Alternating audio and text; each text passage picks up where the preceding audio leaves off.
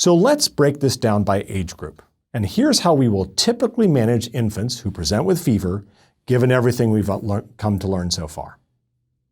If an infant is under 28 days and that infant is febrile and well-appearing, we're going to get a urinalysis and a urine culture. We're going to get a CBC or maybe also a CRP and a procalcitonin, depending on your local center, and a blood culture. And virtually everyone will get a spinal tap. Occasionally, we might not get a spinal tap. If a child clearly has bronchiolitis and we're afraid that the respiratory distress is so severe, it's hard to tap them. But generally, we're going to do our best to get that spinal tap. If there's any abnormal labs, then we're going to treat them. But even if there's not abnormal labs, we're going to admit them to the hospital, and we usually will give antibiotics. We might make exceptions in a child who clearly has another source of fever, such as bronchiolitis, and all the labs are completely pristine. If the labs are abnormal, or even if they're normal, most of the time we'll admit them and we'll put them on antibiotics, which involve either ampicillin and gentamicin, or ampicillin and cefotaxime. The ampicillin is needed to treat group B strep and listeria. Although many people are thinking listeria is less common than it used to be, it still does sometimes come around.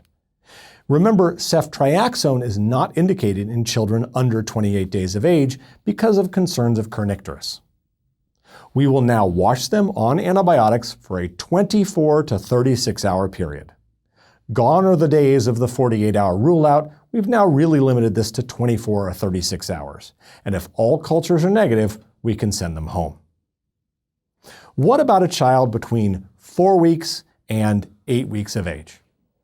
In these children in this age range of 29 to 60 days, we see a febrile infant. We're going to get the urine, the urinalysis, and those blood tests. Many centers are moving away from doing a spinal tap in all of these patients, although it's a judgment call. And certainly if the child is sick appearing, I would get a spinal tap. But I might avoid it in a very well-appearing child, especially one with bronchiolitis or some other cause of fever. If the urinalysis and the preliminary studies of the blood, the CBC, the CRP, or the procalcitonin, are abnormal, then we're going to worry. But if they're not abnormal, we can discharge the patient home with close follow-up. These patients who are well-appearing with fever, who have preliminary labs that are normal, do not necessarily need to come into the hospital. But if the labs are abnormal or you're worried about the child or you don't trust that they'll follow up, we will often admit them. If we're admitting them, the decision about the LP is a challenging one. I certainly would not do antibiotics unless I'd done the LP, because it's a nightmare when you've already given the antibiotics and then you decide you might need an LP, because that LP sterilizes within an hour of giving the antibiotics. So we really want to avoid giving antibiotics in a patient who hasn't yet gotten an LP. If the urinalysis is the only positive lab and the LP is normal, we might consider discharge on oral antibiotics, especially if there's a low rate of drug resistance in urinary tract infection organisms in your community. That's a style decision, and I would leave that up to each individual practitioner and each individual patient. Now, if only the CBC is abnormal, you could consider discharge on oral antibiotics and closely watching at home and then telling patients, well, you can stop the antibiotics. This is an alternative that some people are practicing. It's not common. If a child is admitted, we generally, again, will watch for 24 to 36 hours and discharge if all the cultures are negative. Let's finally consider those children who are over 61 days and up. Here's a febrile infant, we're worried.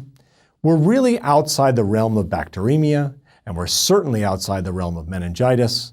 The only thing we might need to worry about is urinary tract infection in a child who has no other source of fever. So you'll get a UA. If it's normal, they can go home. If it's abnormal, they can still go home. We can treat most urinary tract infections with oral antibiotics. Of course, if the child's severe, then we'll keep them in-house. But if a child's well appearing with a fever at this age, they're usually okay to go home. So that's a brief summary, as best I can do, of how we manage febrile infants who present to the emergency room. Thanks for your attention.